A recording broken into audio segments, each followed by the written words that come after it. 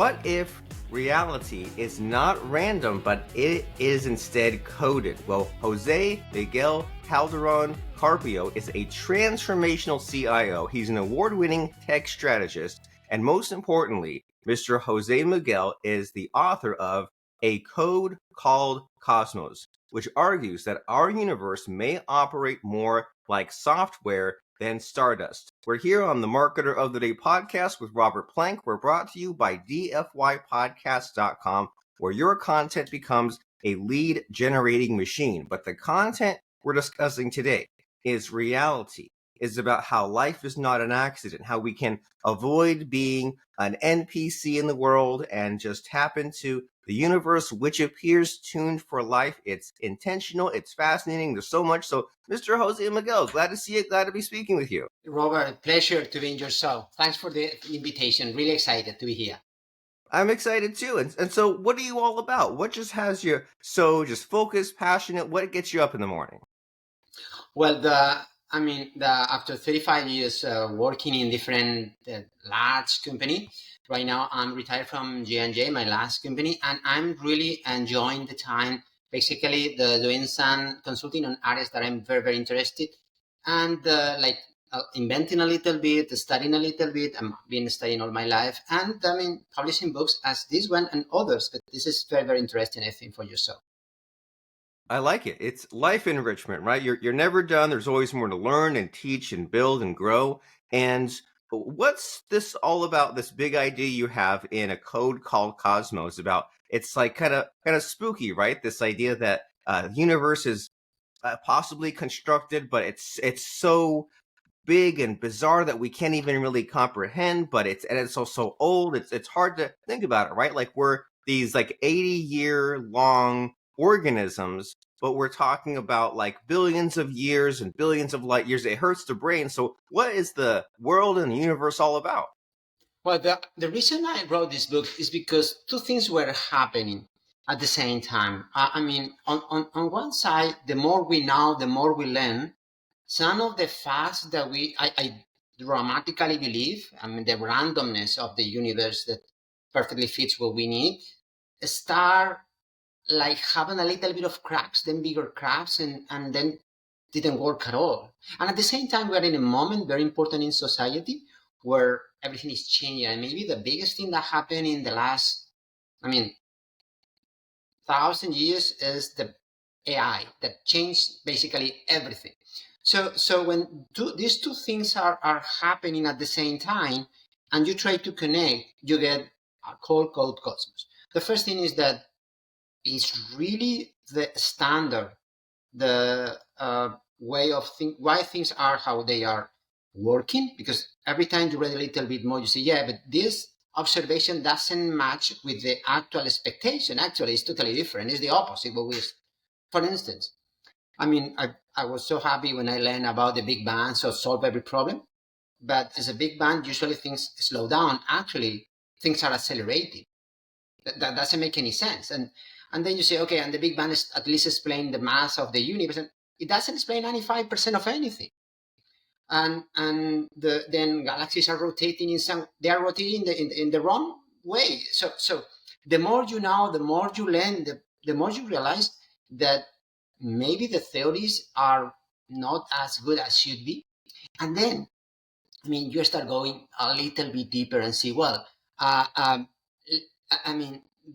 let's try to understand how it's possible life to exist. And you start thinking, and you start realizing that most of the constants in the universe are set up in a way that just small percentage will make impossible any kind of life, not us, any kind of life in the universe. Literally impossible. And you go more and more and more constants are so perfectly set up that it's like, oh my, it's like when you are trying to make an experiment.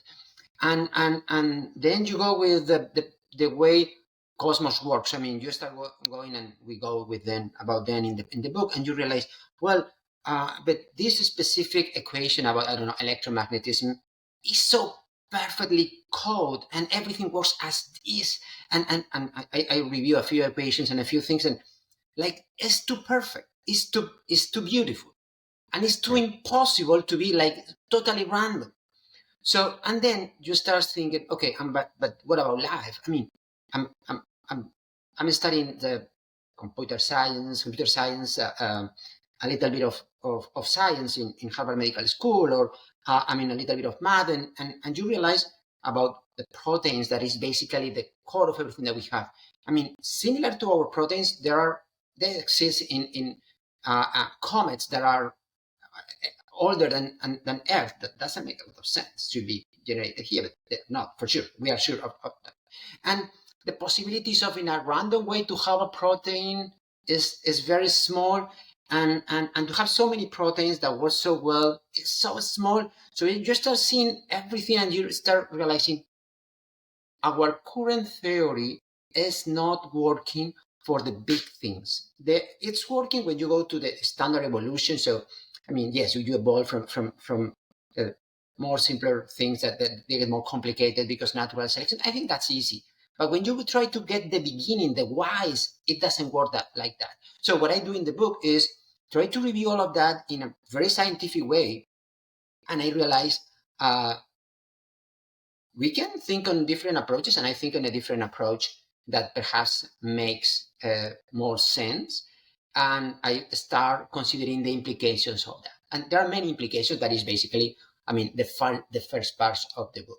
The second part of the book is about the transformation that we are having in the society right now. We are the first generation that we have all the information that we needed, and we are not as informed as we think that we are. Basically, I mean, it's easy to make fake news. We are going to be the first generation that has all the knowledge of the world, and people don't have all that knowledge. And we're going to have the first generation that are going to have uh, intelligence as a service. So you can ask a thing about, make a research about whatever, and they will do a research about that. So that's something that is going to change society in a way that is difficult for us to understand. And the book, what does is goes deep there and try to explain what it's going to mean for all of us if this continues in the way that it is. And at some Well, point, they connect the big whys and the future of society, and it makes sense. So and that's the book about. and the doorbell is ringing, right? We need to answer it because if we don't, No, no, it's I to our mean, it's someone detriment. We getting might into squander the it. neighborhood. That's okay. Okay. Okay. So it's a fascinating subject, but it also like it hurts my head every time I hear about it, right? Like it blows my mind that just 20 years ago someone told me about Wikipedia. And up until then it would be, if you wanted to learn something, go to the library, maybe you do some Google searching, but who knows what you find, you order a book, but this idea that like it's all in one place, and then with the more that you hear about large language models and AI, that they just fed it like every part of human knowledge. They literally ran out of things to teach it, but then now it's like a new problem in front of us. It's to separate the noise from the signal, isn't it? To say, well, I have all the information, but in order to get the answer that I want, there is quite a lot to dig through. And so if someone is overwhelmed by all these ideas, right? There's like the evolution of the universe, there's quantum physics, there's AI, there's whatever is coming in the future. Like, what would you say to someone just so that way they have the tools they need just to survive? Yeah, well, I think, I mean, people need to understand that this is going to change. I mean, there is a very smart guy, Dario Amodei, now is a billionaire, and is the CEO of Anthropic. Anthropic is like a spin-off of OpenAI. And he said that 50% of jobs, white-collar jobs, are going to vanish in 5 years. And I think he may be right. Just in 2024, 150,000 jobs just for people that usually have a degree, a master's, and I mean, not people that really, really, really people that have been studying at least 6 years, graduated school. And the for 60% of the jobs in advanced economies are going to disappear. That's a billion jobs around the world. And when you start checking for instance, you have a lawyer. A junior lawyer is effective 70+%, according to every study, 72, 73. Assistant that does the same that a lawyer is effective 99. The point is that also the cost is 99.9999 cheaper. The same happens with data entry, customer support, junior analysts, documentation, compliance, graphic design, social media, quality control. All those jobs are disappearing. Okay, so so of course other jobs are going to come. Some people are super positive. Well, you are going to have I don't know, cybersecurity professional are going to need more. Well, you see cybersecurity, and I know a little bit about cybersecurity. More and more and more is going to be done with AI models, because what you need to really do is going to be done with AI models. So what I think is that we are going to have a world where you have specifically many jobs literally disappearing, other jobs enhanced at the beginning, then sometimes replaced, and other jobs that are new, of course. But the total sum is, or the net sum is going to be negative. Okay, and that's something that never happened before, because these AIs are going to be able to do so much work that we can do. And the key question is, who is going to, okay, if we're going to have a big unemployment, who is going to pay for things? Okay, so I'm going to have a government paid basic income, and the money is going to come from taxing the AI. So we're going to tax something. So if an AI replaces your job, are you going to tax it? But if you're going to tax something, you're going to provide rights. It's going to AI to have rights like citizenship for an AI.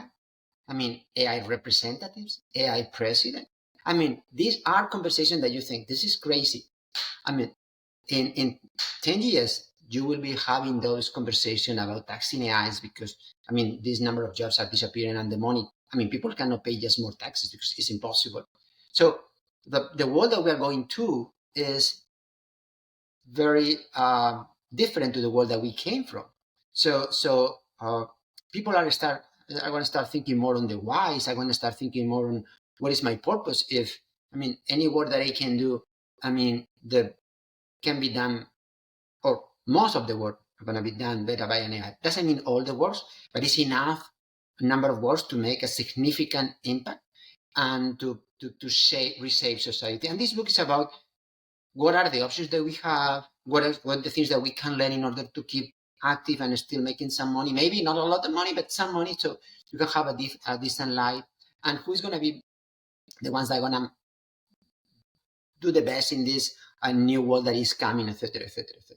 But this is happening, and let me tell you that and at this moment is like there is, okay, let's say I'm a company, I decide I'm not gonna do anything with AI. I will have just few people. You're not gonna stay competitive because your competitors are gonna do that. So because of that competitiveness thing that we have in every society, I don't see any opportunity to like go back to 1950 before computing and before AI and before everything, and have the society that we have in the 50s. This is going to be a totally different society where, your role is going to be different, and the role of AI is going to be different. Let's say, let's imagine that in your work group, you have 3 people, 4 AIs, your boss is an AI, and then the bosses of your bosses is someone in a different country.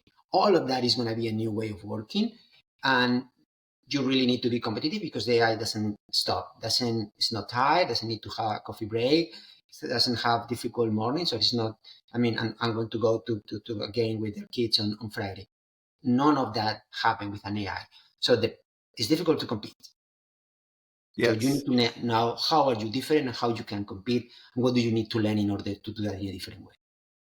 Yes, and that is a big reason why I'm big on doing all these podcast interviews, right? Because I figure, like, in my own personal situation, I figure, well, I have the same amount of time during the day as everyone else. So what are my choices? Well, I could talk to people who are not tapped into this and have no idea. Well, that won't help me for the future. I could do the reading and learning and scrolling on social media, but a lot of that is AI generated. I want to talk to the people, right? The people who are aware of this, who are tuned into it, who are just kind of similar to you and me, where we say, well, there's something coming and I'm not quite sure what, and it seems so bizarre in a good way. An AI president, it sounds crazy at the surface, but then you figure, well, if it can communicate and if it can run in an election and if it can serve for 4 years and it can do a better job or as good as a job as a human, then why not? But it's just all these just strange in a good way ideas that are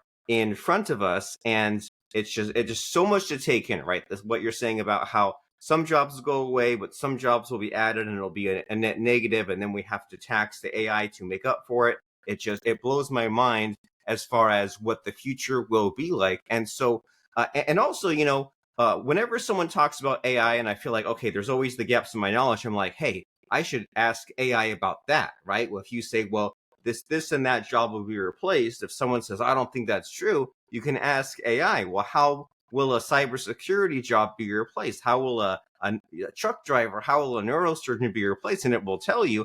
And so if someone is taking all this in and they say, okay, well, I want to be prepared for this next 5 and 10 years, like, what do you recommend? Because it seems exciting and hopeless, and you think, well, I need to talk to the AI, but that's a whole other time commitment. So what are the steps to be taken in the coming years?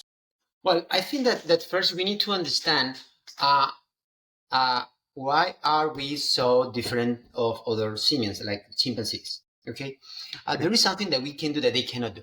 We can work in very, very large groups. So you can have 50 simians trying to collaborate on something because they know each other. They are, I mean, as a maximum 50 is a gigantic number for chimpanzees, for instance.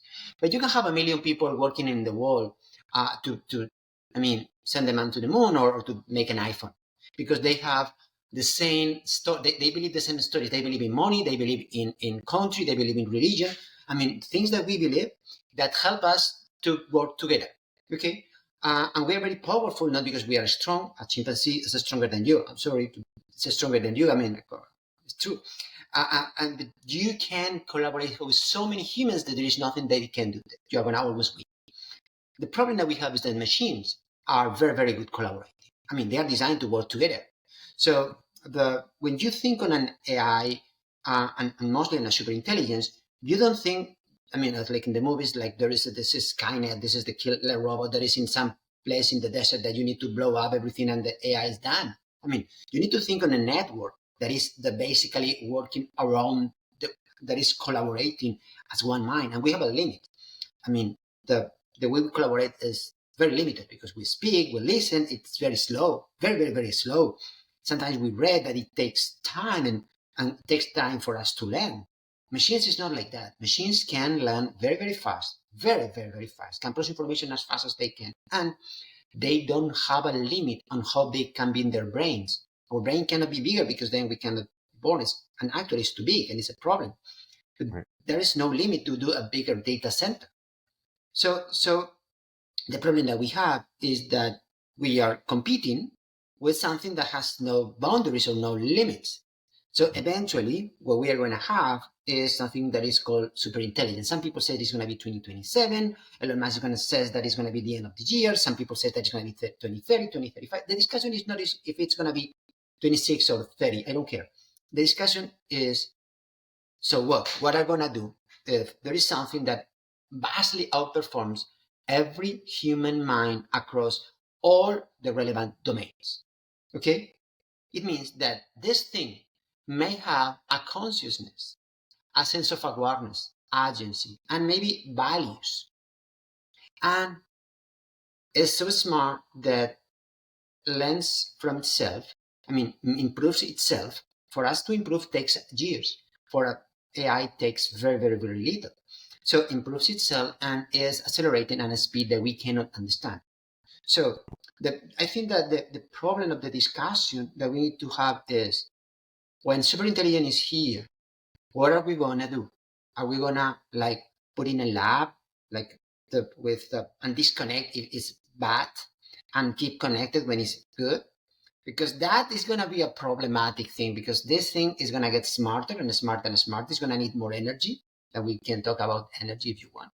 And and the I mean, and it's gonna be very complicated to deal with a very, very, very smart thing. It's like if you are surrounded by 2-year-olds and they say you need to stay in this room, and I mean, and you say, well, I need to figure out a plan not to stay in this room and to take ownership of this because this is not working. And we can be the 2 years old, I mean, and the super intelligence, the adult in the room. That can happen, and we are not ready to understand that.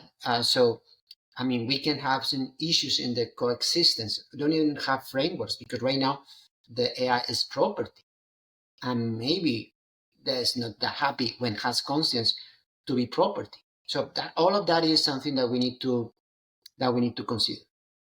Yes, and it seems scary because when you figure that whenever there's a clashing of cultures, when you have the native population and the visiting population, and one is more equipped than the other, it never ends well, right? One always Right. gets trampled, and we don't want to be the ones being trampled when the other side of it is this super intelligence that has no boundaries, that can be like the smarter than the smartest person on earth in every area. It's a very strange future coming for us. But as far as your own personal future, I understand that you're working on these patents and you have this book. So as far as what you have that's exciting in the near future for us, what are you currently working on? Oh my. Well, the so I mean, you know about this book, and it's something that I love. Again, I invest a lot of time, but actually, this is one of the books that I have. There, I mean, I'm working on other books. I mean, we're gonna be launching. This is the third edition of something that is called Dialogues and Superpowers. These are the top 10 more influential Hispanics in the U.S. in technology and other areas, and I mean, they are all good friends from a long time. So I mean, I'm publishing this book with basically everything that I learned from their lives, and that is a lot there. And I think it's very interesting. There are two books. Success Engineer is what you really need to do in order to be successful. These books are going to be available in the next month or so, and these are like the fourth edition. All the proceedings of these books are going to be donated to an organization for basically uh, sponsor students that cannot afford to go to college. Okay, so that's the idea of both books, and they're like a series that is interesting. So it will help you, really, really, really help you to what is what I need to do next, etc., etc. And I update a little bit considering AI, and this is that. I also, I mean, very interesting scholarships. I think are very necessary, and something that is going to be next. That this is going to be for 2026. This is the actual life of Nora Garro. Nora, she was born in 1950 from very, very poor parents, and she was successful in her life. She was able to go to college and do a lot, and is a good friend. And I'm writing her biography, and it's something that we expect to have by the end of next year. So, did you ask me about books? I mean, I'm having a lot of fun with a lot of things that are coming, and also I mean, a very important part of the process here is 100%, but here a very important part will be dedicated to secure that also kids I mean, go to school, and they take the right choices. So I think the idea is to really have a better future, something that I'm very, very interested, and I really want to help. So yes, I mean, this is a lot of fun with this, but there are more things, of course.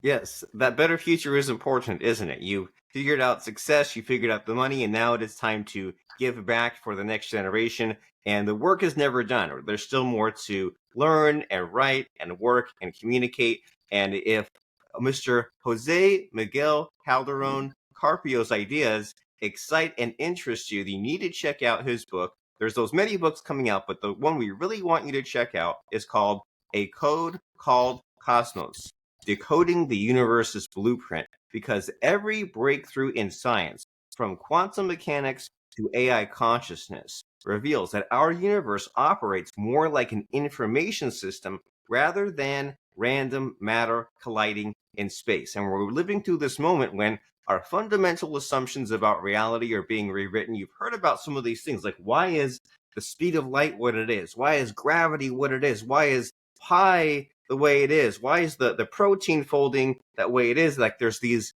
rules that for some reason exist in our universe. When you look at how the rules came to be and how life came to be, it's like, well, dang, the sun had to be a certain way, and the earth and the moon had to be a certain way, and all these millions of years, like the atmosphere had to be like this gaseous component and this period of time to that period of time, and it's like thing after thing, like the smaller and smaller probability for us to exist and be here on a podcast. It's, I mean, a miracle would be an understatement, wouldn't it? When you look at just like the very slim chance of you and me being here, and yet here we are. So if you're the kind of person that's interested about the nature of reality, consciousness, the evolution engine, humanity's purpose, and artificial consciousness, what it means and what it's heading towards, then you need to check out this book, A Code Called Cosmos, by Mr. Jose Miguel Calderon Carpio. We'll have the link underneath the podcast, but if you're the kind of person that likes to search while you're listening, then check out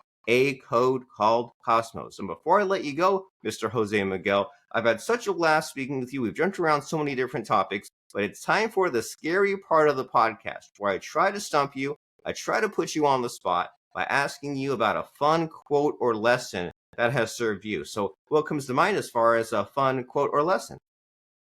Well, I mean, there are many. Well, I'm very, very good at math. I'm a disaster trying to dance. I mean, but actually, my sister is a phenomenal. Everyone in my family is a great dancer. I'm a disaster dancer.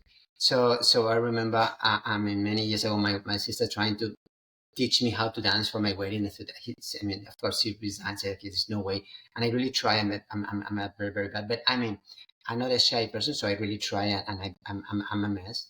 So I realized that also my wife, and she also plays music and is phenomenal with music. Also, she was from Microsoft, so also is an engineer. So that's a lot of things. I'm also disaster when I'm trying to play. So I don't have like a lot of this motor skills, dancing, playing, and but I mean but I try to understand, and I try to be humble on that, and try to understand my limitations, and work on the things that are my strengths. So perhaps the and knowing your limitations, and having fun of them is something that you try to do every time.